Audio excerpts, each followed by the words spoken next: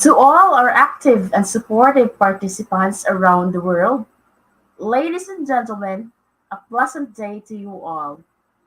Welcome to Institute of Global Professionals, the leading online skills institute and the world. It is our pleasure to welcome you here in our 868th International Free Webinar Training. Thank you all for finding time and visiting our webinar today, and I hope you will stay with us till the end.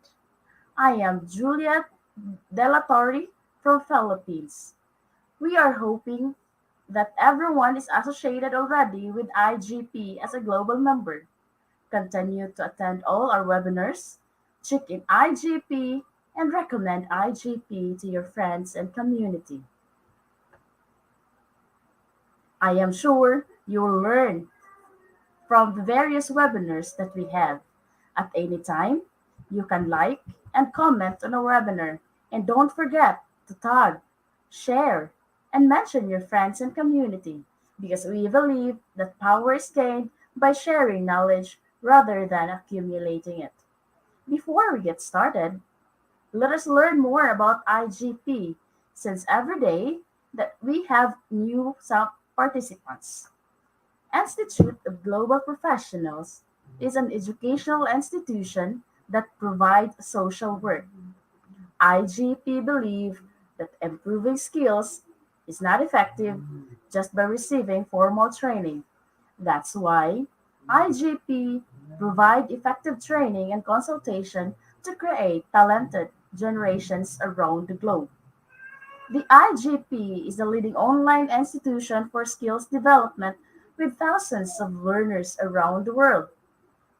IGP organized webinar training, offline and online courses by best and trained speakers, coaches from all over the world to create the best learning platform for all of you. We hope that every webinar will help you grow personally and professionally, and we hope you will accompany with us on this long journey. Now, let's start our program with IGP's reminder: feed your skills, innovate, inspire, impact. Today, we are presenting the 868th webinar session entitled Thematic Assessment and the New Normal with our speaker from the Philippines. Our speaker for today is an international research presenter, an external reviewer, editor, and research consultant for three international research journals. He is also an accredited master trainer and coach of DepEd, or the Department of Education and Basic Transformation Education Sector, or based on DepEd's Continuous Improvement Program. He is a module writer and developer of School Heads Development Program and trainer facilitator of National Educators Academy of the Philippines, facilitating trainings and professional development activities in education across DepEd regions and the country. One of the writers of the Philippine Professional Standards for Proficient and Highly Proficient Teachers, and one of the evaluators of the Philippine Professional Standards for School Heads and DepEd Supervisors. One of the LAC facilitators of PNU Manila for linking standards and quality practice. A scholarship program provides teachers, principals, and supervisors in the country. He is also an OP for nationwide in 2018 Principals Test, 2021 Department of Education, Caraga Region, Bulawanong Awardee for Outstanding Researcher. He is currently an education program supervisor of Learning Resource Development and Management Systems, or LRMDS. Ladies and gentlemen, let's welcome our speaker for today, Sir Carlos Chan Chao C. Corias from Philippines. Let's give him a virtual applause. Hello, sir. Hello, Miss Juliet. Good evening. Hello, sir. Good evening. Am I clear now? Yes, sir. Okay. So, am I going to start now? Yes, sir, you can start your presentation. Again, Oh, ladies and gentlemen, let's welcome our speaker for today, Sir Carlos Corias.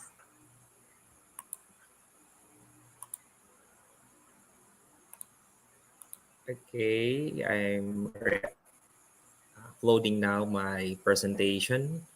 So, good evening, no? Warm greetings to our training team, and of course to our management team, the management team of uh, Institute of Global Professionals, and of course our global audience coming from the different regions of the different country. So tonight, no, is going to be a fruitful engagement and discussion of innovation in education as we drive to the concept of thematic assessment. So I will be sharing now my slide, no, so that everyone can see. Share screen.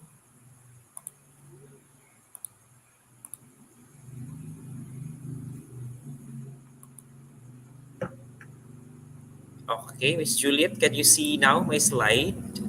Yes, sir. Very Okay. clear.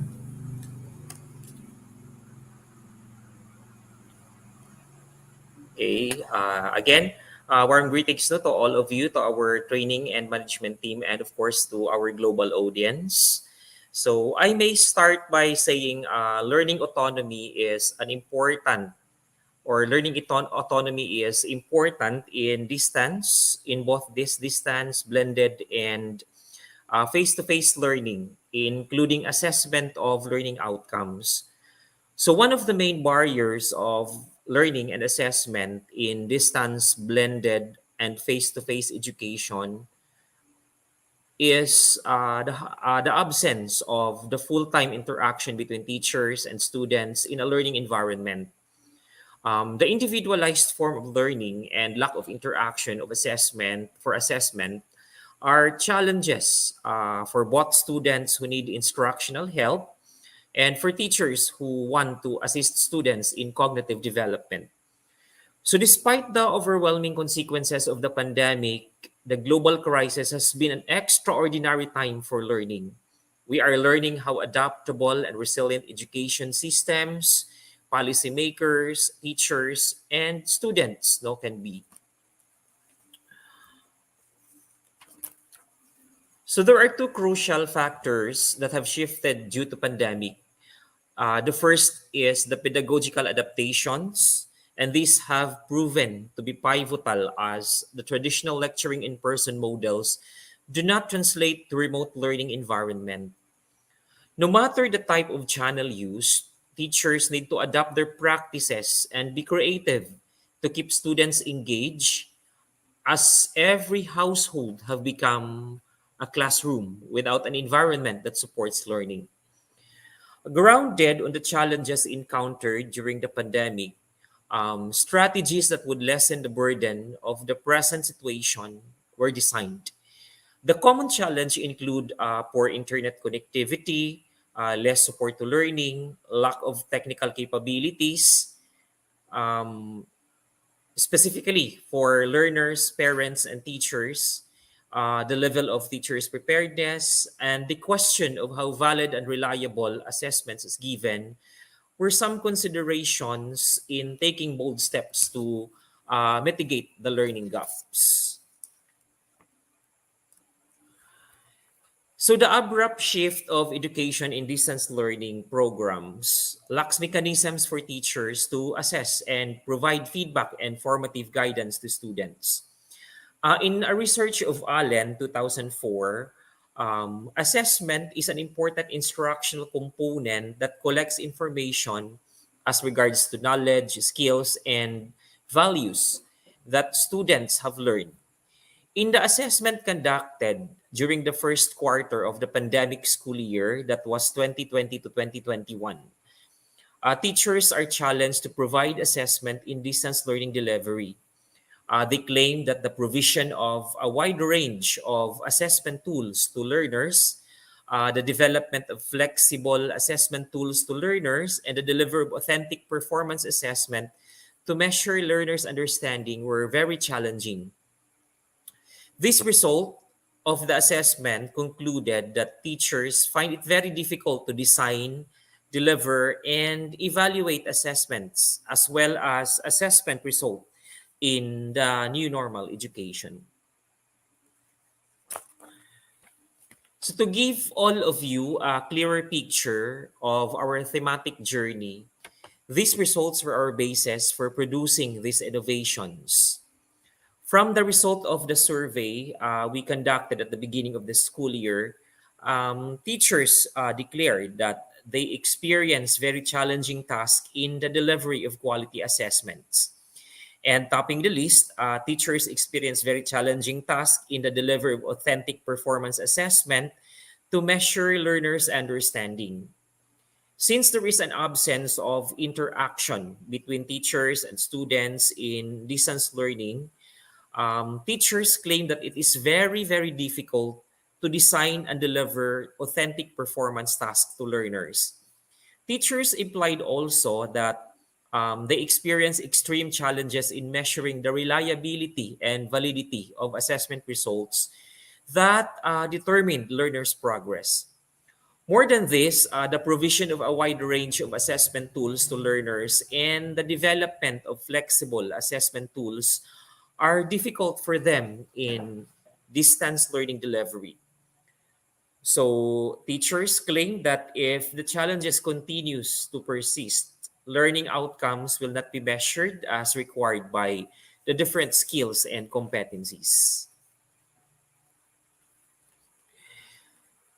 And due to the challenges of the new normal, DepEd Surigao del Sur Division organized innovative assessment designs to lessen the burden on teachers and school children without compromising the learning goals.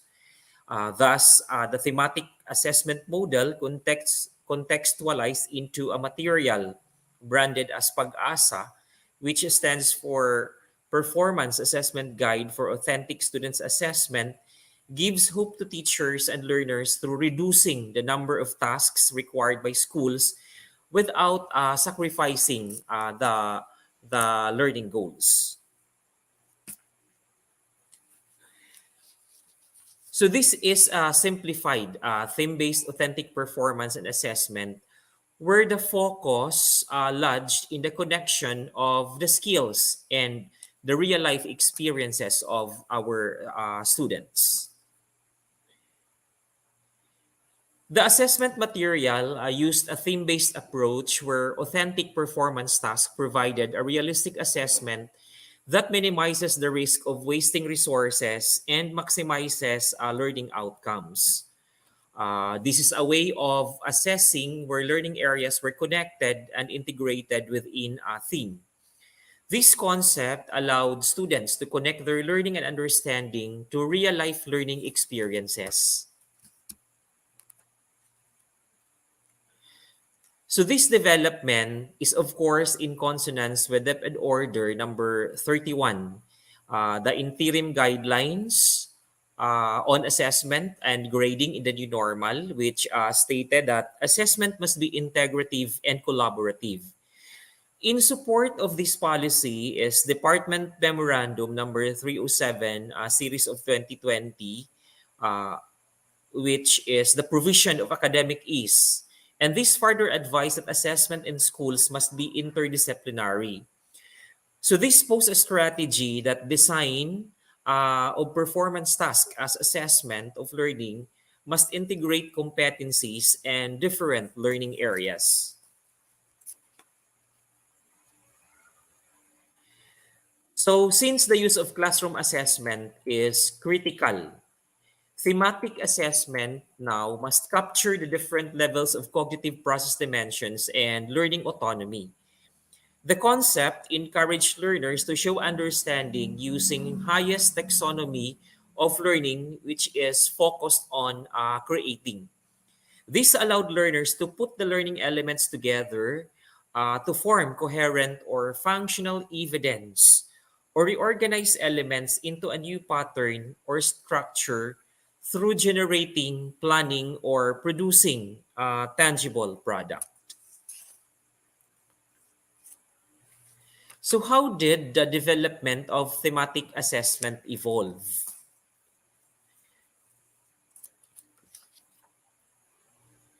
So, from the pilot development to implementation, down to thorough document analysis, recommendations for the crafting of these thematic assessment materials were laid. We need to simplify the design appropriate to the learner's capacity since nobody can assist in working the tasks at home. We need to adjust the development phases by reducing the templates and task requirements since students are of different intelligence levels and they must do it alone at home. We need to reduce the printing resources since it's tasking for teachers to sort multiple sets of materials. And we need to ensure fair ratings of outputs by giving scores or giving objective scores due to challenging performance tasks required for our learners. So let me share to you now the process steps we did in making of the thematic assessment. We underwent three development phases actually. These phases were used by the development teams as they collaborate in the crafting of the learner's performance assessment guide. As ideal assessment do not only focus on assessing students' learning, it must as well focus on how students improve their skills and demonstrate understanding of the course content. One fundamental aspect of such assessment is that they must be authentic. The development of theme-based assessment focused on authentic assessment that will allow students to thoughtfully apply their skills or their acquired skills to new situation or to the new environment or to their environment, we might say. So assessments are said to be authentic if they are actually realistic. If it requires judgment and innovation, and they assess students' ability to effectively use their knowledge or skills to complete a particular task. The first phase of thematic development is to determine the meaningful transfers in content standards and performance standards in the curriculum design. The most essential learning competencies as the basis of all teaching and learning routines is the most important reference that capture all the relevant knowledge, skills, and attitudes required for the students to master. And to begin, each one must understand that using the thematic approach in assessment needs careful planning. One must collaborate with others to ensure that integration of different curriculum areas is given due and fair treatment. Theme-based assessment requires every content knowledge expert to critically design the most appropriate and tangible assessment that motivates every learner to do authentic tasks. The question now is how are we going to do it? So I will bring you to the development process and let us explore the steps in the first phase. There are basically four steps in determining meaningful transfers in the competencies, content standards, and performance standards.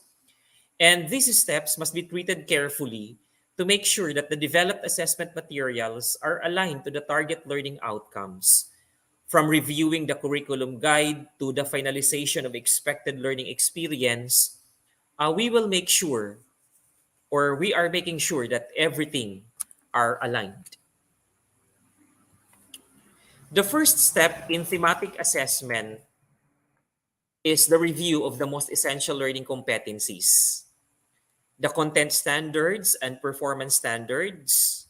And this step will allow us to understand what learning outcomes are expected by the content and performance standards and what skills are expected by the competencies.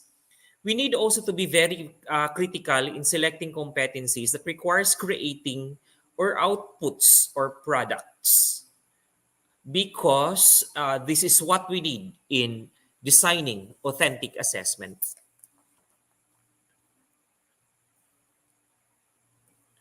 For example, with so many competencies in a particular quarter, we need to choose which is the most relevant, most appropriate, and most tangible in creating a product. We need to disregard competencies that do not require performance-based output. So in this sample, we have three competencies that require specific performance output or product. The first one requires a timeline or a family tree. The second competency requires demonstration of actions. And the third one requires a stand or a position on issues of family and community relationships. Since three competencies are requiring tasks, the teacher or development team must choose one, or must choose which from the following can be used in thematic assessment. After mapping the competencies, step 2 will allow us to decide which competency shall be used. We need to look at where the contents and performance and competencies can be lumped together. We need to choose a competency that will encapsulate the rest of the competencies in a quarter. So content knowledge experts should critically think of how they will capsulize the competency to ensure that achievement or to ensure achievement of performance standards. So since our sample has three competencies requiring performance outputs, we need to capsulize these competencies by looking at how the required skills will go together. Looking farther, no, for its common ground of the three competencies, making conclusions about the position or views capsulizes the rest of the competencies. When they make conclusions, they can include description of relevant events among members of the family, which is the first competency, as well as discussing appropriate actions in dealing with family rules as requirement of the second competency. So in this way, teachers can decide for a specific competency that brings together other competencies in a quarter.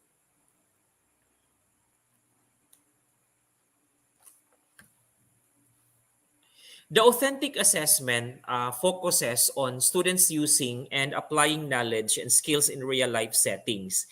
For example, uh, we might design experiences where our students take part, like simulation or role play of a scenario, completion of a real-world task, or assessment in a workplace setting. This step will allow us to deepen the learning goals and designs as we settle on the learning experiences rather than the learning activities. The focus of step 3 is to allow us to think what experiences can learners practically apply in their real life and how these learnings can make them become functional in their society. Step 4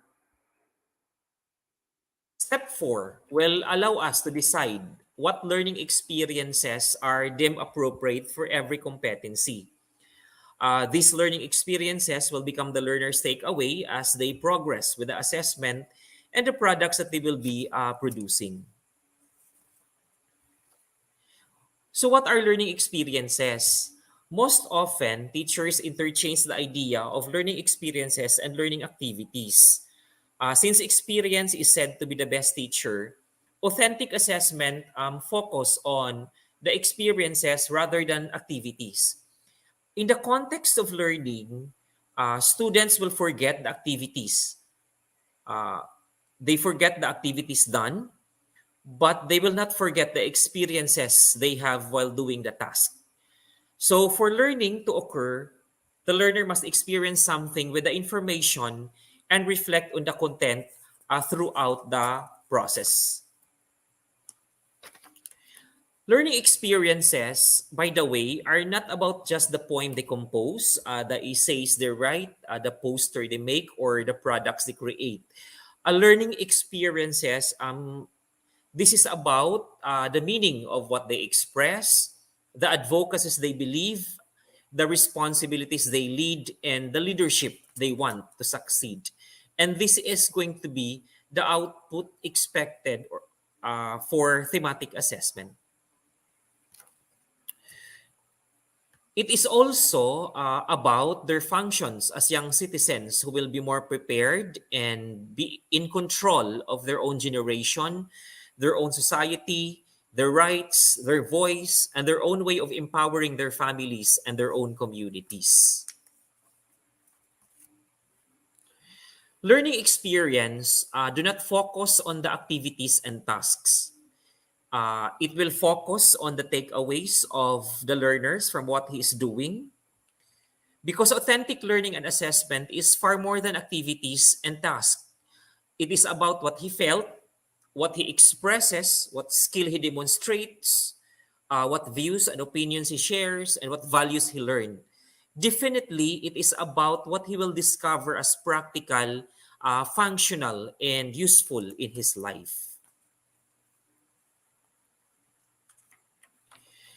Authentic and meaningful assessment must be competency based so that learners can take ownership and share what they know. It must have clear goals and personal application, and it must have high expectations and support. And to be able to achieve such, these steps are important to design concrete assessment that measures tangible and comprehensive learning outcomes. So let us capsulize now the phase one, the determining of meaningful transfers from the content and the competencies.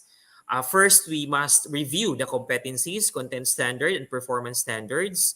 Then second, we will select performance-based competencies, whose are those which require performance tasks, outputs, and products. Then we will decide on major competencies that capsulize all other competencies. And furthermore, we need to think what could be the meaningful transfers or the real life experiences of the competencies, content, and performance standards. And after that, we will make a list of possible real life experiences. Since the goal of authentic assessment is to enhance the learning process and help students gain knowledge while completing tasks that are beneficial to their real world experiences, this performance assessment guide will help teachers to design realistic tasks to help learners analyze what they have learned and apply it to their own experiences.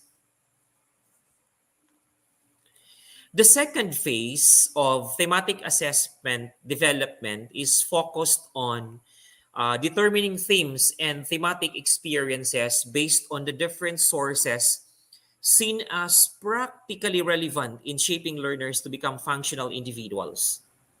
The themes now will guide both the teachers and the learners to appreciate the direction of the assessment, as well as understanding the significance of the outputs or products that they will be creating. So during the first phase, four steps were done from review to think and to list down. These four steps are preparatory activities but are very important because this is where we begin identifying the right assessment for our learners. So, what is next? The next set of steps focused on the selection of appropriate themes that learning areas and other experiences will revolve around. The grouping where learning experiences flow across the theme, the connection of the experiences to a thematic basis, and the finalization of activities and outputs that learners will do as evidence of their performance. So let us begin with step 5. Step 5 helps teachers determine themes that will be used in assessment material. In here, teachers must select themes that should be of interest to students and relevant to the curriculum. Themes relevant to students' interests encourage active participation. Through themes, students learn better when they begin to see relationships and connections across time, places, and disciplines. And with the thematic output at hand, they can closely resemble how real life is experienced outside the school and the classroom. So there are many possible bases of themes. Teachers must just remember that themes to be chosen must be realistic so that learners can strive to connect the theme to their everyday life. It is very important for teachers to consider that themes to be used in the assessment design must be relevant and useful in their lives. When learners can make connections constantly to the theme, it will develop a much deeper and broader level of understanding, and they can be able to apply one's knowledge and skill to solve real life problems. This can be one of the examples that help learners drive multiple lives meaning, which are practical and more relevant in their daily living. Teachers must understand that in selecting the theme, it must be very specific so that learners can understand the relevance of thematic assessment to the tasks or outputs that they will be producing. The theme now will help develop critical thinking because learners will explore ideas, compare and evaluate viewpoints, apply knowledge, and even create new philosophies.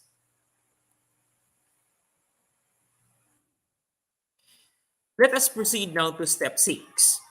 This is about grouping the learning areas. When teachers can decide on a theme to be used in assessment, learning areas must be grouped accordingly, considering that there are many learning areas that students will work or will focus. So, in grouping the learning areas, teachers must consider the real life learning experiences that will naturally flow with the theme. So teachers must group together areas that can be smoothly integrated because of similar concepts and targets based on the performance standard are required in the curriculum guide. And in designing the integrated thematic assessment, teachers must not forget the competencies and the performance standards of the different learning areas. Even if thematic approach will be used, both process and skills and both process skills and content knowledge shall be maximized in the assessment.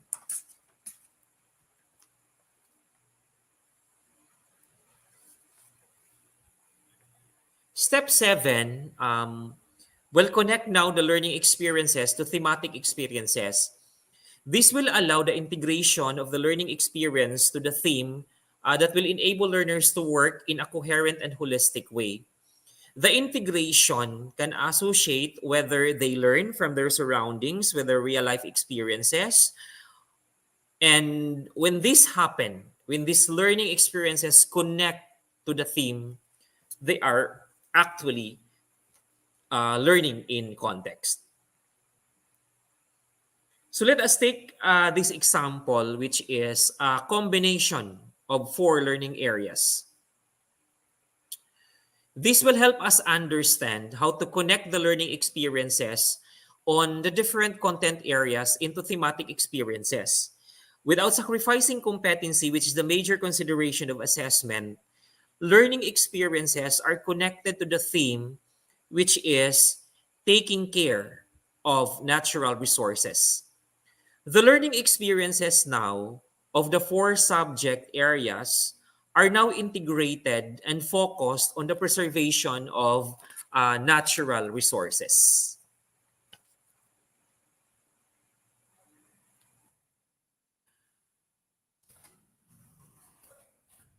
After several adjustments of learning and thematic experiences, step 8 now will allow teachers to decide what activity or output their learners will be making for them to show ideas and skills from specific thematic context.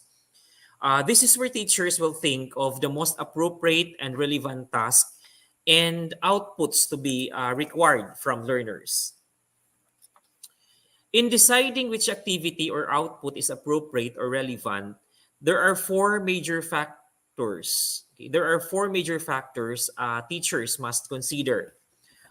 First is the developmental preparedness. Second is the interest. Third is the available resources. And fourth is the available home support.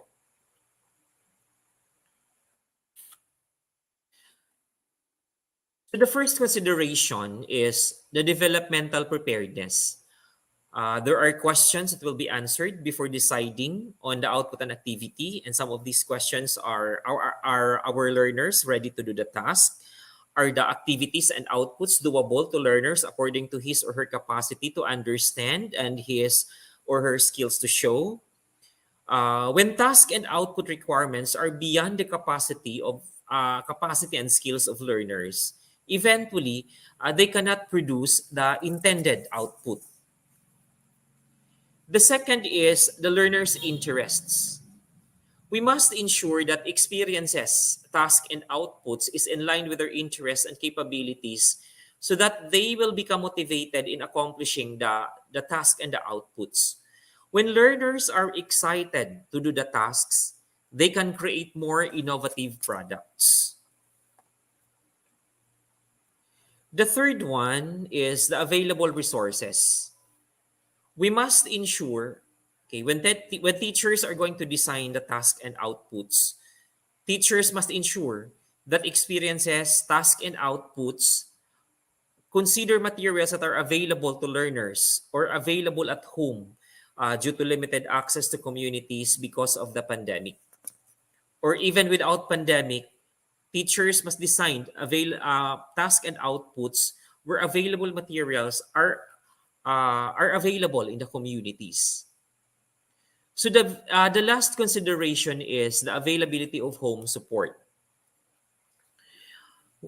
We must ensure that experiences, tasks, and outputs considers the availability of home learning facilitators that could assist, if necessary, in the completion of outputs.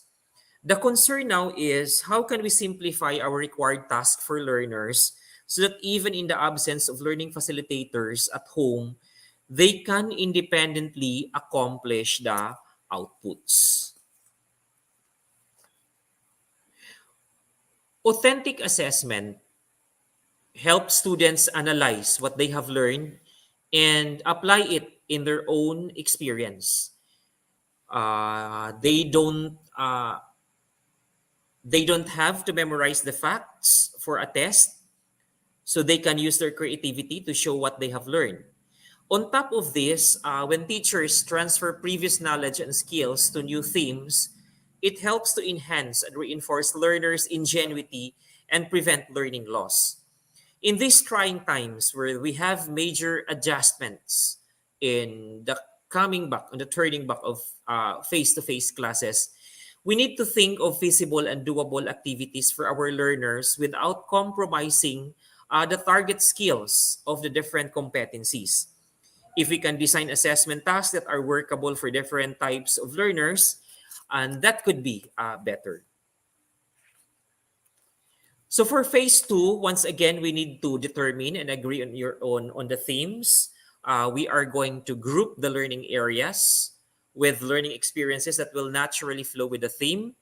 We will connect the learning experiences to thematic experiences for that particular quarter or semester, and decide on specific activities or outputs that your students will do.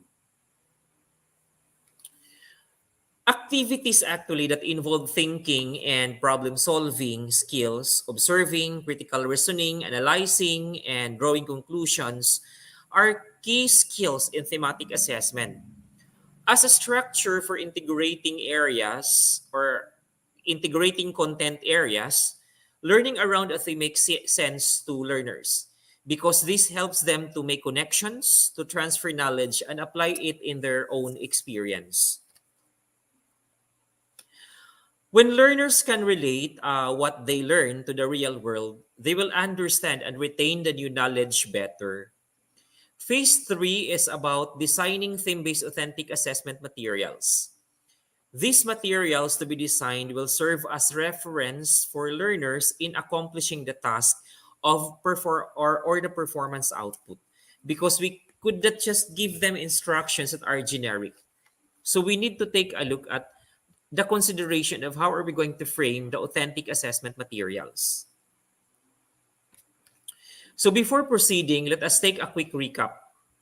During the first phase, 4 steps were done to review the competencies, the content and performance standards, to find the common grounds in the elements of the curriculum guide, to align the contents and tasks to arrive at this expected learning experience, and to finalize the learning experiences in every learning area. These 4 steps are preparatory activities, but it is very important because this is where we begin identifying the right assessment for our learners. And the second phase, steps 5 to 8, focus on the selection of appropriate themes where learning areas and other experiences revolved. Then the grouping of the learning areas where learning experiences flow across the theme. Then the connection of the experiences to a thematic basis. And the finalization of outputs and activities that learners will do as evidence of their performance. So the next steps go with designing theme-based authentic assessment materials. Um, this focus on the development of performance guide sheets for learners, including its assessment tools and rubrics. So these 4 steps, okay, these last 4 steps will help teachers design learners' material from preparing authentic performance guide sheets, developing scoring rubrics for authentic performance and outputs, including the quality assurance of the learner's materials and packaging of the learner's assessment packets. So let us take closely at this one by one. Step 9 will guide teachers to prepare the authentic performance guide sheets for learners. This step will allow teachers also to list down specific activities and steps that learners will do, including the resources needed and the expected learning outcomes. So in designing thematic performance guide sheet, teachers must see to it that the listing of activities must be understandable to all types of learners, considering we have diverse learners in the classroom, so that they will be guided without confusion on the different instructions. They must also spell out or provide specific step-by-step procedure so that students can have the chance to check the itemized instructional steps in doing the different tasks. Teachers must also consider that instructions and steps must be easily understood by learners with different comprehension levels. Words to be used also must be simple and clear so that learners can do the task without even the assistance of learning facilitators. Just like any other learning materials, this performance assessment guide have its parts. These parts will allow learners to understand the purpose of creating the outputs or the product. This will help them deepen the essence of the theme that were integrated into the tasks and the learning experiences. So the parts start with a theme where the teacher developers will describe briefly what the theme is all about and the thematic experience where the learning process revolves. It will also list down the competencies in all learning areas so that users will be guided with what competencies are expected for students to achieve. Then final learning evidence will also give a brief description of what the general output is all about.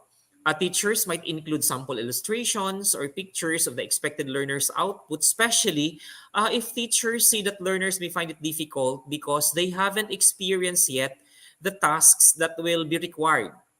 It is also very necessary to include a list of all essential materials. Okay? essential materials, essential tools, equipment needed in the performance output to help learners achieve all the needed expectations in the output. Then procedures is very important. Okay? Procedures are very important. This will tell the specific and detailed instructions that will allow parents, learning facilitators, or the learners themselves to do before, during, and after the accomplishment of performance output. This is where step-by-step procedures or processes to be undertaken by the students in the accomplishment of the performance output. This is where the procedures are enumerated. And lastly, the scoring rubrics, which will serve as guide of students in understanding the performance targets, as well as criteria that will help teachers in making consistent and objective judgment on the quality of learners' work.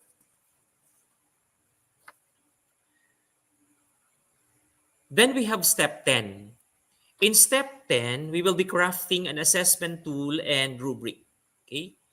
To clearly indicate achievement criteria across all the components of any kind of learner's work, from the thematic assessment, teachers must use rubrics to provide structured performance criteria about um, different levels of performance on an assessment task and output or products.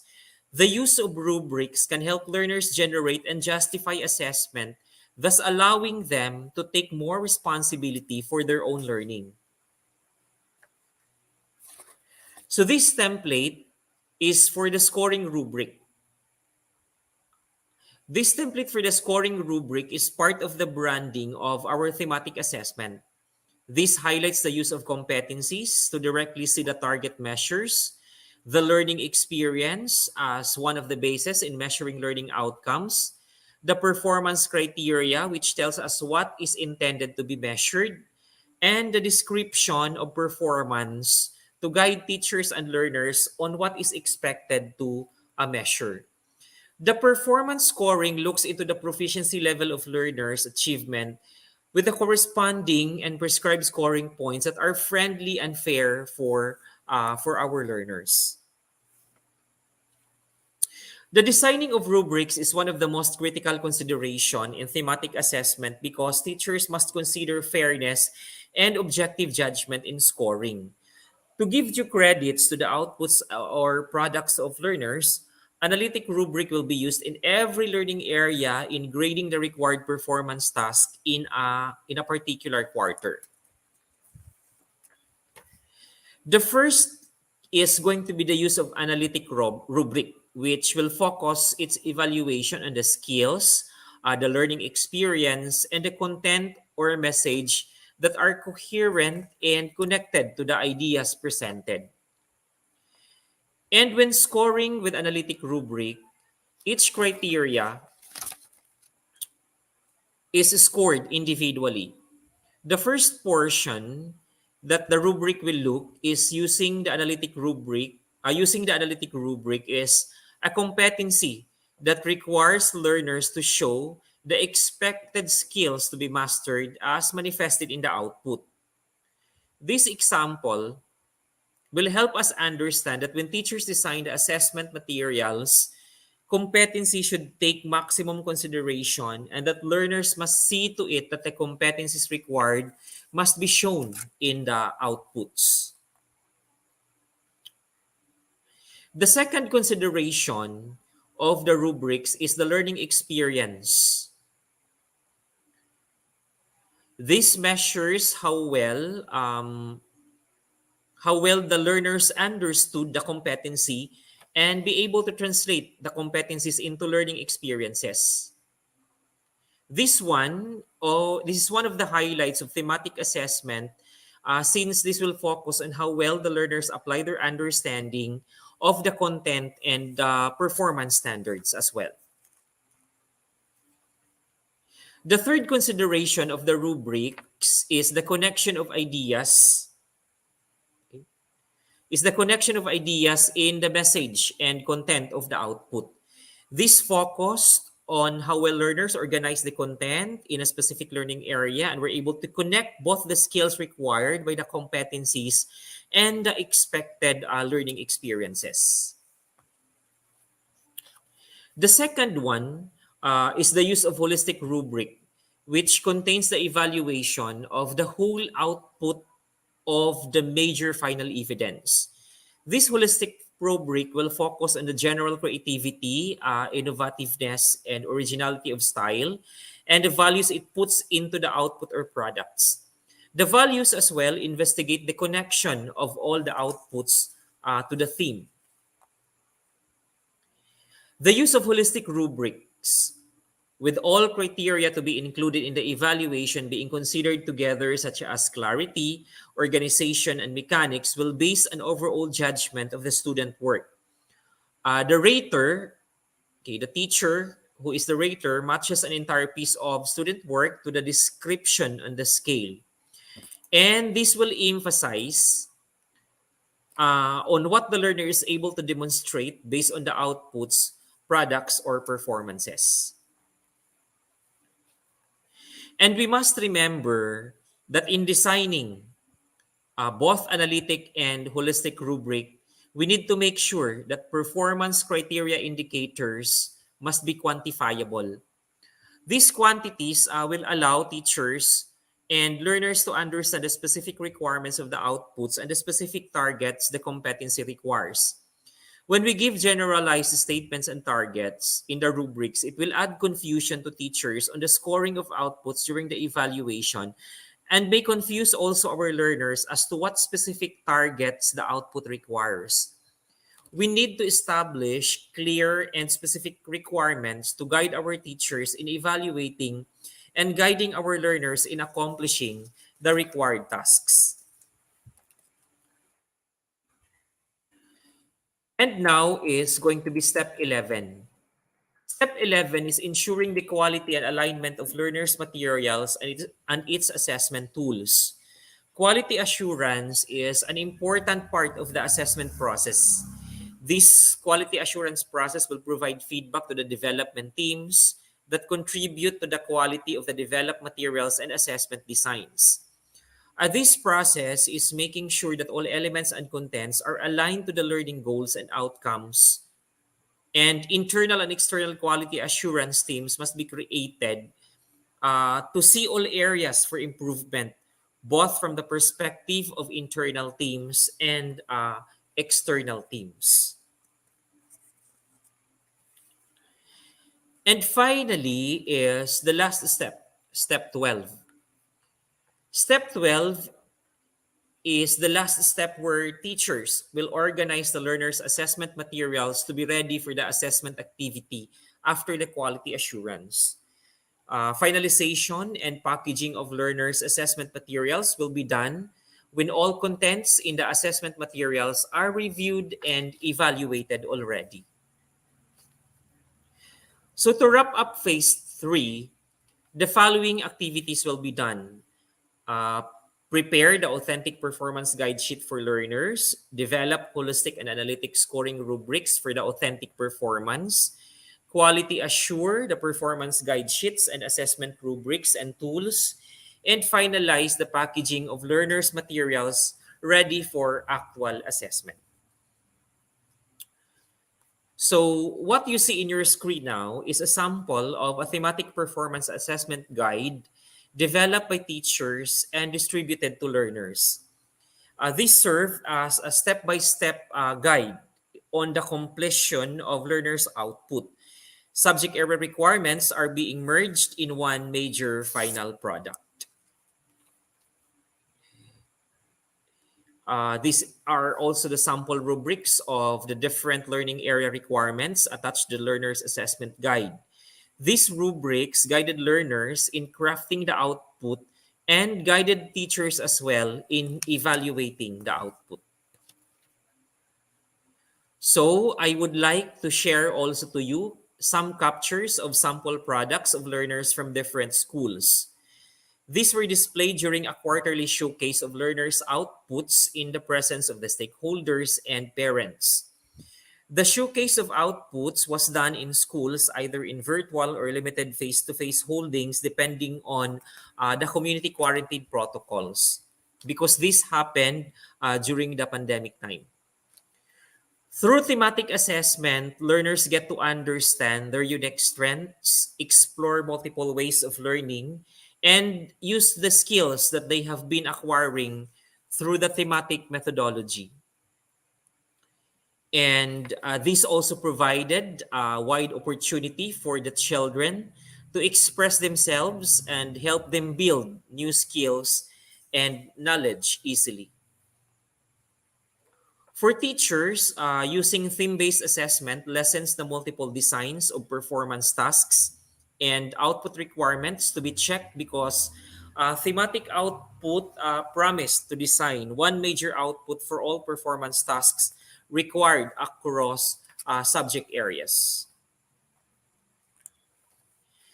So assessment for learners, again, must provide them knowledge of their society, the environment, and hones their skills to change them and grow for the better. It must help them develop their own perspective of looking at their lives, prepares them to have their own viewpoints, and form their own opinions on different phases of life. To wrap up, education today is not just the process of gaining information, but must shape learners to undertake active roles in their contemporary society.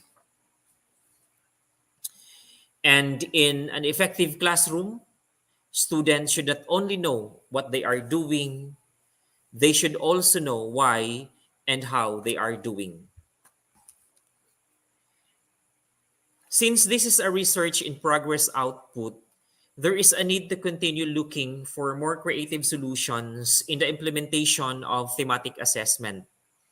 Schools across the country or other countries may innovate varied thematic assessment methodologies to ensure quality delivery of authentic assessment to diverse learners. Teachers may design varied thematic assessment materials that will provide options or choices for learners suited to their capacity or their proficiency level. And lastly, researchers may continue conducting similar studies or research to provide more improved findings and results. By using a more student-focused thematic approach, thematic learning provides more opportunities for involving a wide range of students' potential in the learning process, making learning meaningful and fun. So, to all educators out there, let us create more innovative opportunities to give hope to our learners. So, once again, thank you very much and good evening.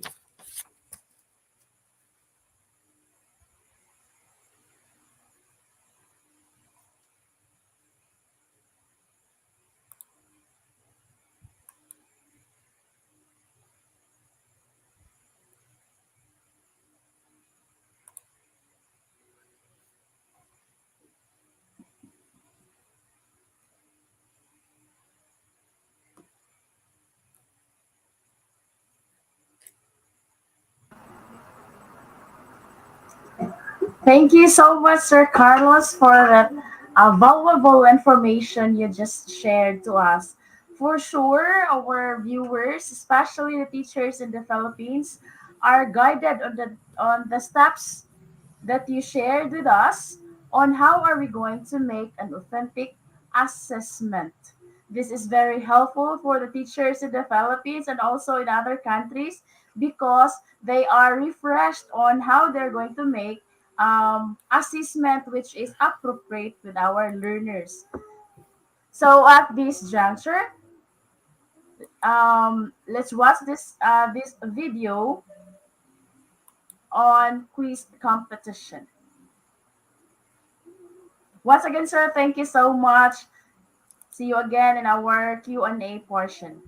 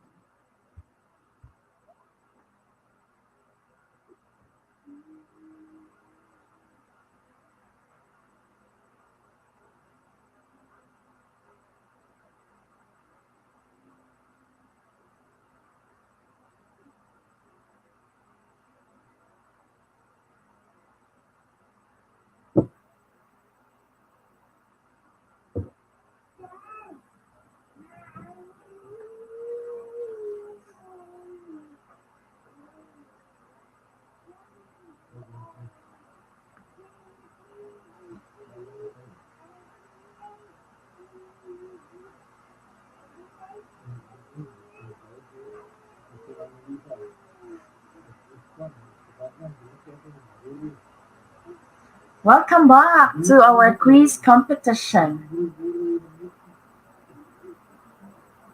To all viewers, please join our quiz competition. You can click the link in the comment section or go to www.slido.com with the code all capital letter quiz IGP. Again, I am inviting all viewers to join our quiz competition. You can have your e-certificate if you will be the top 10. So again, you can click the link in the comment section and you will be redirected to slido.com. We have a code quiz IGP in all capital letter. So these are some of our participants for this evening quiz competition. And please write your full name if you want to join the quiz competition. So these are the different participants. Carmela B. Jean, Alex Javier Alvarez. We have Sheila Farida U. Salapantan. We have Gerald M. Alfarero. We also have Joshua Lopez. We have Isaiah Muego, Ricky R. Colema, Lorelie Gitomo Opeda, Enelita Q. Villanueva, Kathleen Sanson, Leah Facunla, Gemma Binalada, and we have Enelita Kitor Villanueva, Kiawi Isaiah, Get We Carry 8. We have Rolando Traspe. Again, all viewers out there in all over the world, please join our quiz competition. Just log into www.slido.com with the code QuizIGP and please write your complete name.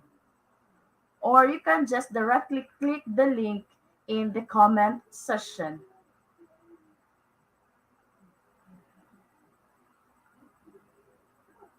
So we have Daisy Alan H. Brutas, Joanna Marie Tabucalde.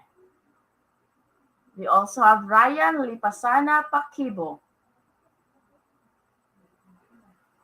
Okay, a few moments. We will start our quiz competition.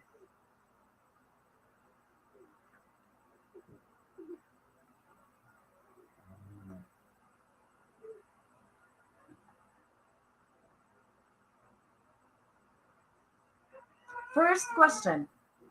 Blank is a key concept in behavioral assessment.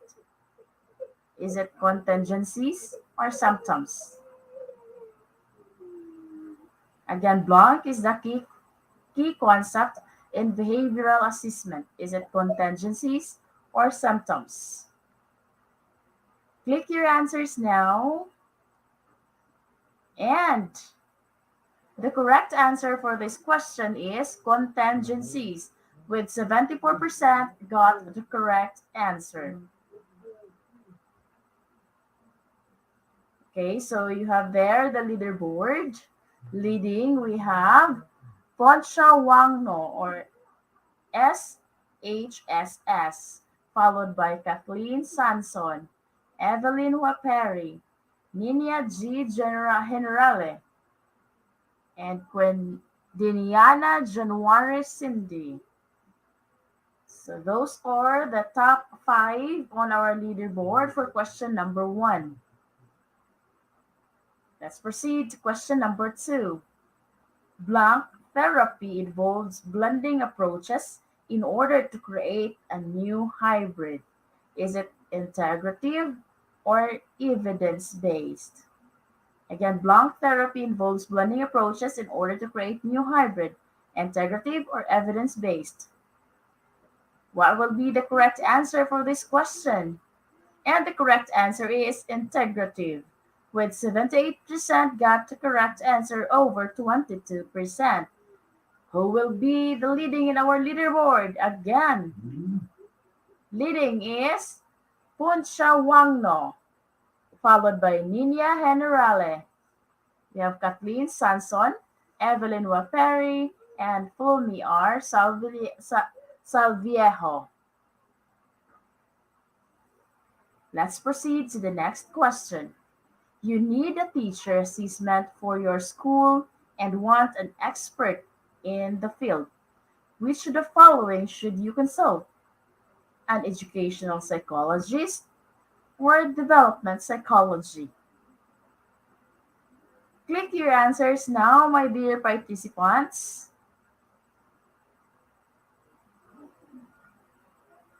Okay, the correct answer is an educational psychologist, with 77% got the correct answer over 22%.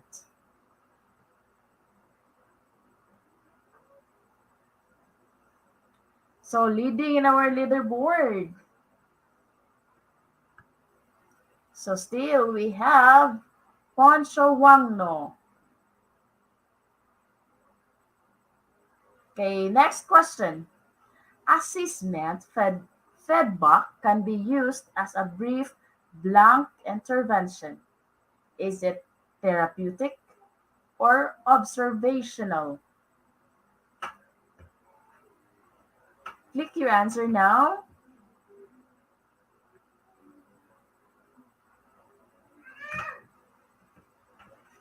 And the correct answer is therapeutic, with 56% got the correct answer. Now let's move on to our leaderboard. So we have Alex Javier Alvarez. We have Jenaline Villar Resurrection, Sherilan L. Infante, Ricky R. Colima, and Alex Javier Alvarez.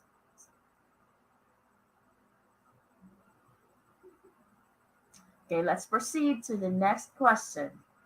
In assessments, positive psychology often takes the form of blank assessment. Is it strength-based or projective? In assessments, positive psychology often takes the form of blank assessment. Is it strength-based or projective? The correct answer is strength-based, with 64% got the correct answer. Okay, leading in our leaderboard, we have Alex Javier Alvarez, followed by Sherilan L. Infante, Ricky R. Colima, Alex Javier Alvarez, and Kelly Isaiah Setwikari. Next question.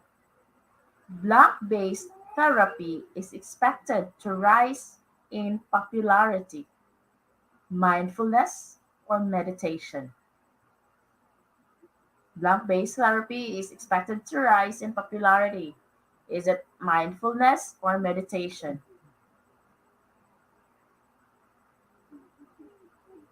And the correct answer is mindfulness, with 44% got the correct answer over 56%. Again, in our leaderboard,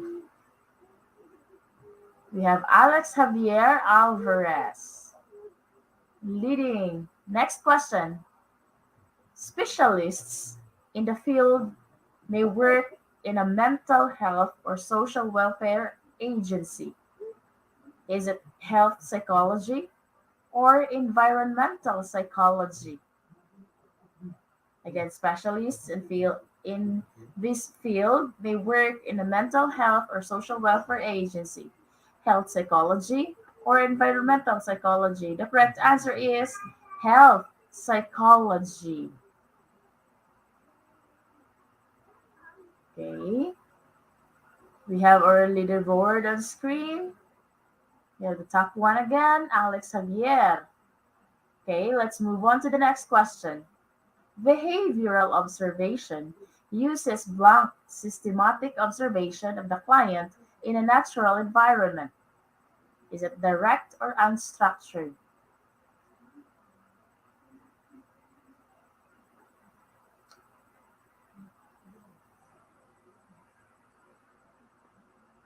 The correct answer is direct. 83% got the correct answer. Okay, in our leaderboard, we have Alex Javier Alvarez, number one. In the second, we have Poncho Wangno. Now let's move on to our ninth question. Psychotherapy benefits represent statistically significant but not clinically significant change in clients' well-being. Again, psychotherapy benefits represent statistically significant but not clinically significant change in clients' well-being. Is it true or false? The correct answer is false. 54% got the correct answer.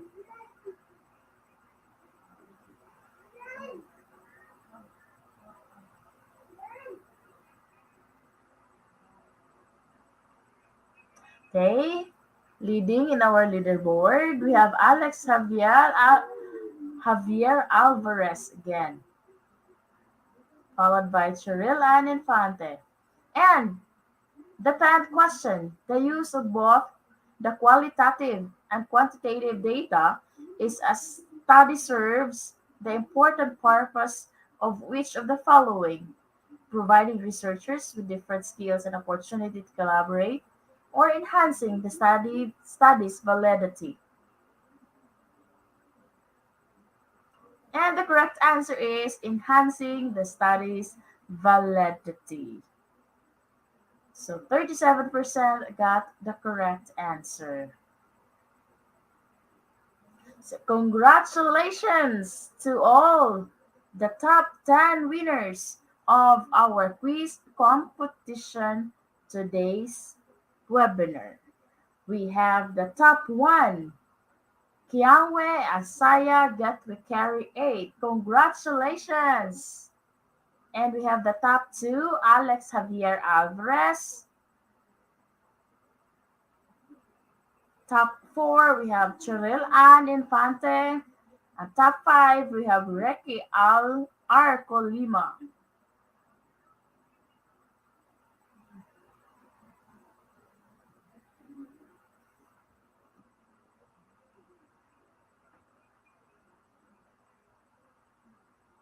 Okay, again, congratulations to all our top 10 winners of our quiz competition in today's webinar.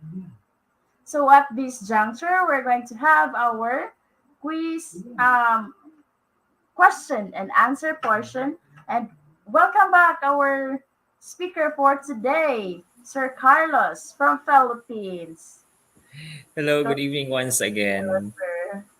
Okay, to all the viewers, you can write your questions in the comment section. If you have any clarifications,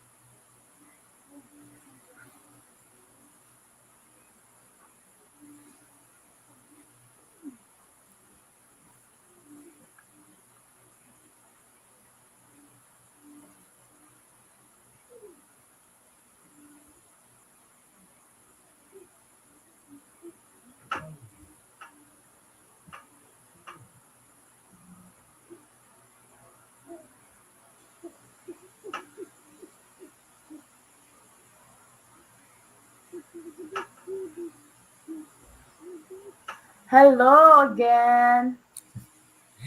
Hello, Ma'am Jewel. So let's have our quiz competition. So let's wait for the question flashed on the screen, sir. Again, my dear participants or viewers around the world, you can write your question in the comment section.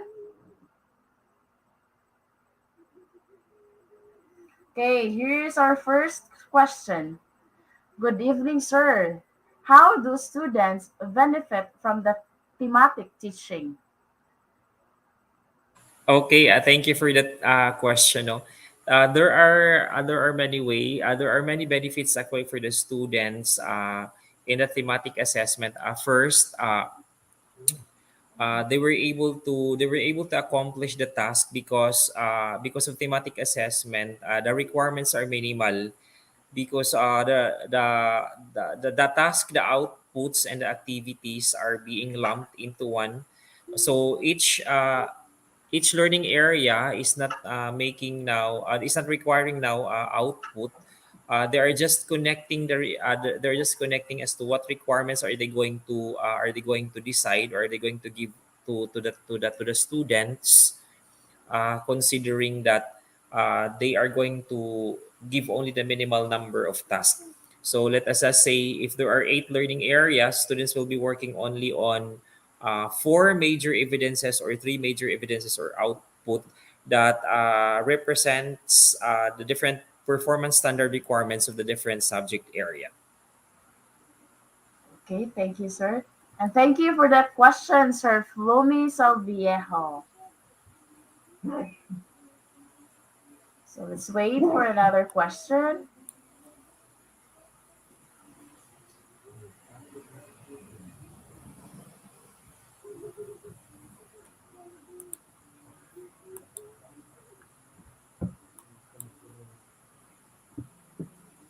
Okay, again, viewers, you can write your questions or any clarification so that Sir Carlos can answer that. Okay, from Facebook user, hello, sir.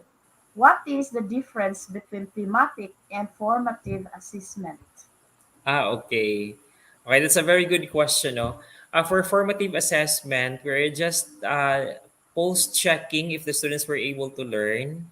Okay, to learn from the lessons. Okay, to learn from that particular competency. So formative assessment is somehow like we are just counter checking if the students are now ready for summative assessment. The focus of thematic assessment is summative assessment, since we are working now with authentic performance assessment, meaning they are going to create something out from the lessons they learned from the different topics and contents of the different learning areas. So thematic assessment as a performance authentic assessment is focusing on summative assessment. We are now looking what students can create and produce out from the learnings on their different subjects, topics, and contents of the different learning areas. Okay, thank you for that answer, sir. Okay, let's wait for another question.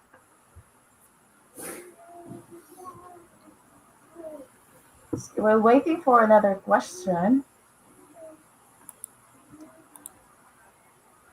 so I will read some comments.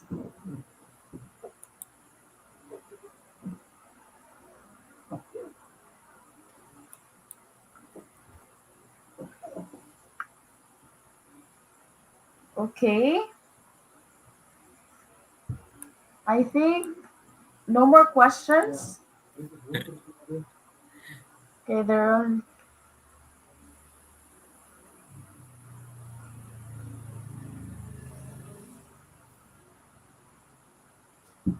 Okay, once again, thank you so much, sir, for your valuable time and for sharing your valuable knowledge to our viewers today. And so let's check in the comment section if there are still questions.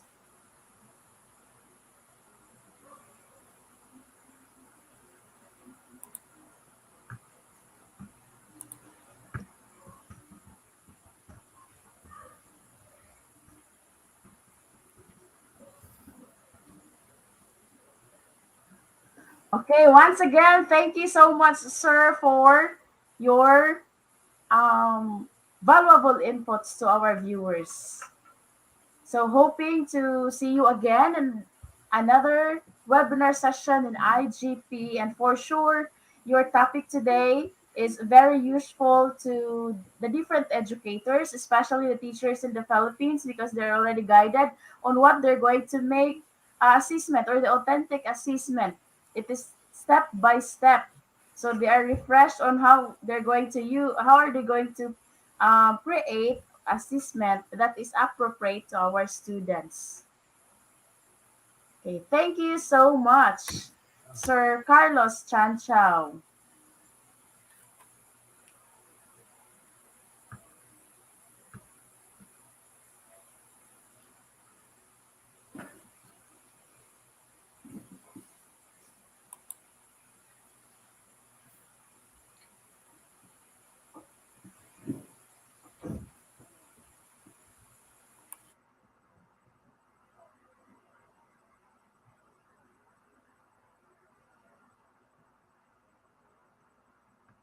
Okay, so for today's certification process, there are instructions in your screen.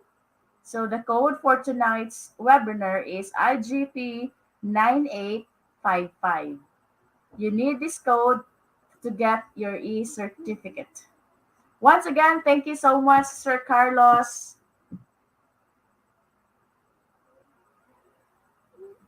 Please have a screenshot on the code so that you can get your